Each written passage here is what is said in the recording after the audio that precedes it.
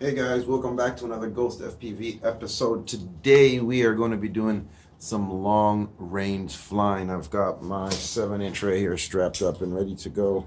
I've got the GPS hooked up on it as well, so it's going to be kind of fun. We're going to go take it for a test now that we got GPS and everything ready to go. I did change out the camera mount. This one fits more snug.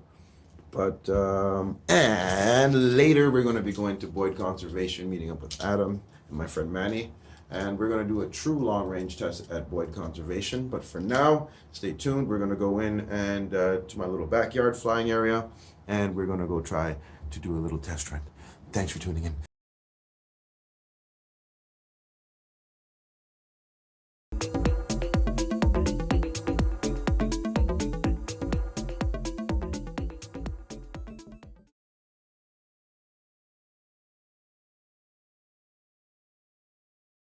So if you're looking to get a VTX for your quad and you need something good and you need something around mid-range up to maybe 350 milliwatts, the Ghost would definitely recommend this RUSH Tank Tiny VTX. It's one of the better ones out there. I'm not quite sure how they get the filtering in there to keep the video quality so clean, but it works. That's all you need to know. And that's something for them to figure out, but it definitely works. And I would recommend putting this in your quad. You get good reception, good clean reception without interference. And what I'm going to do is set up the VTX tables down here in the comment description in case you do try these one out. I'd recommend for you to try it out. Once again, I am not sponsored by any of these guys. I purchased these materials with my own money, so it's my own review as I see it. I'm not the most knowledgeable person, again, so I'm just judging from the results that we both see that I'm providing for you through my experience.